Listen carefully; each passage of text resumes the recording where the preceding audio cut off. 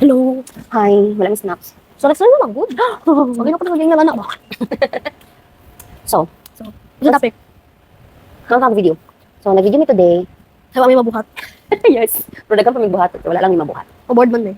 So, since wala ka klase, let's catch up. Sabi mo gusto.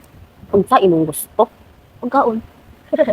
So, what do you think about everything? How's your first day of piano lessons with Tita Ralph? Oh, I already know one.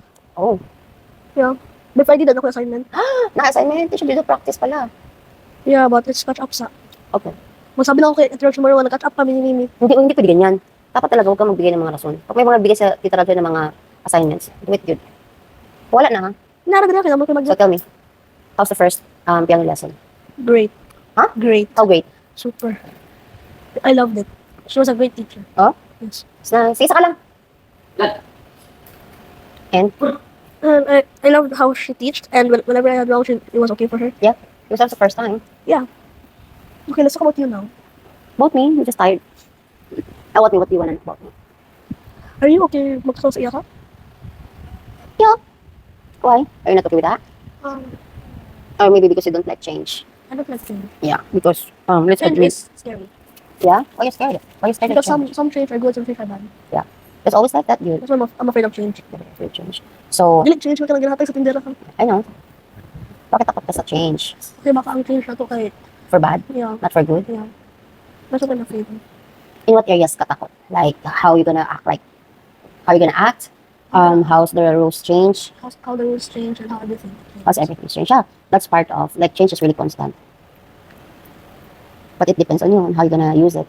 How you're gonna think the whole thing, how you're gonna adapt, and how are you gonna embrace the change. Yeah. It's your choice. Are you gonna change for better or for worse? Ihagdo dapat walang change. Yeah, just like for you, you're just in your old.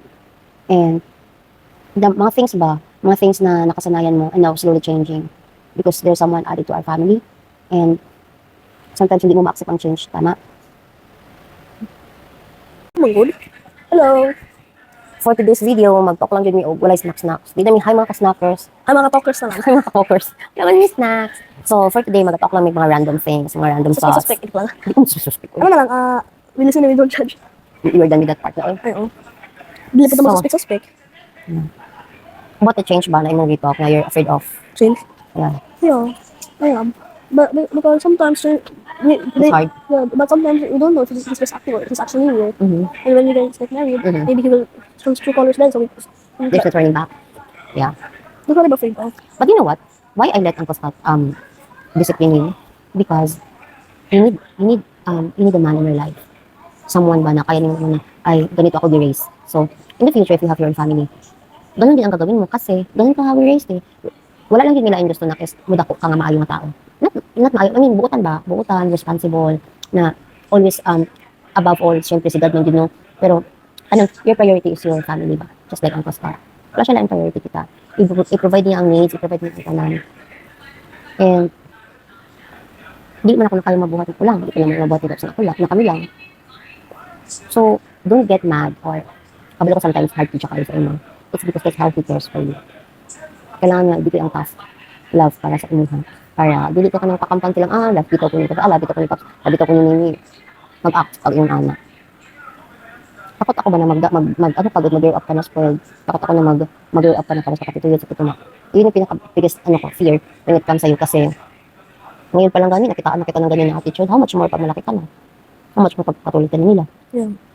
That's something that I'm afraid of. Hindi ko gusto magdako kang irresponsible. Hindi ko gusto magdako kang nakadepend ka sa other people. Na imagine, dito mga 27 years old.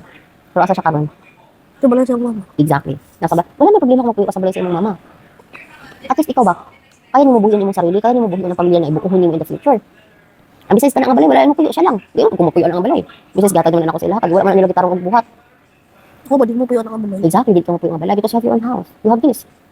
Yeah, ako din ko. Yeah. Ayaw, house na po. Yeah. Of course, pag mawala na ako, o mawala na si Pops, asama niya pa din. Kaya mo, di ba?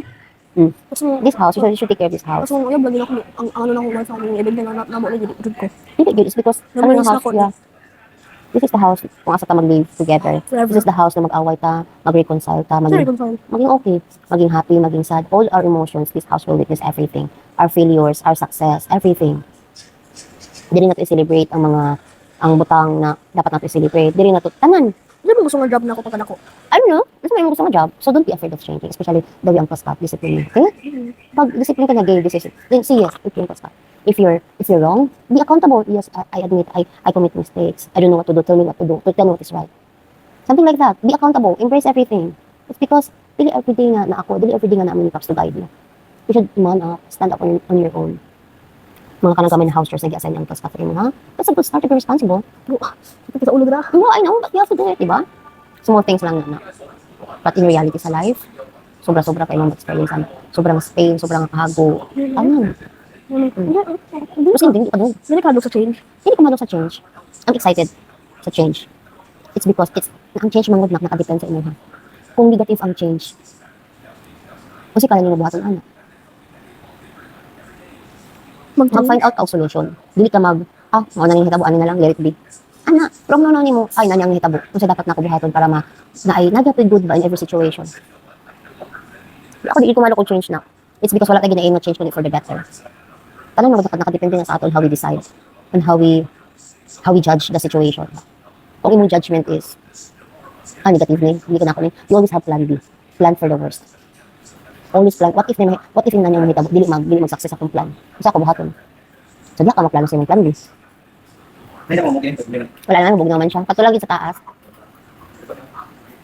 So, always plan for the worst. They just asked if how that AC. I was like, it's fine. Yeah. So, when ang paskat discipline you, take it. Embrace it. And show me and show us na parang ano na ba, you are interested sa mga butang na naging supportaan ka mo.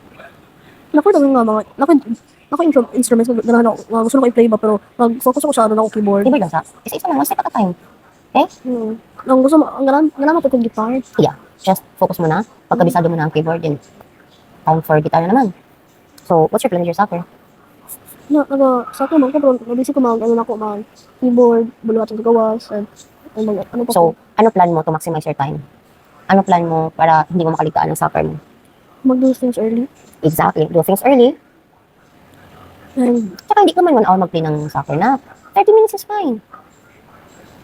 Nakarelo. I-track mo sa mong relo. ang problema lang na kami, wala ko yung kaano ba. No, it's not about that. Ginoo ko. So, ibig sabihin, kung ano yung mga problema, wala ka sa soccer, hanggang na lang ka ng soccer. Okay, na. Dili nakadepende sa ubang tao ang inyong kamaayo mo dula. It's about hard work and determination. Okay. Para sa ko, dili ka interesado mag-soccer.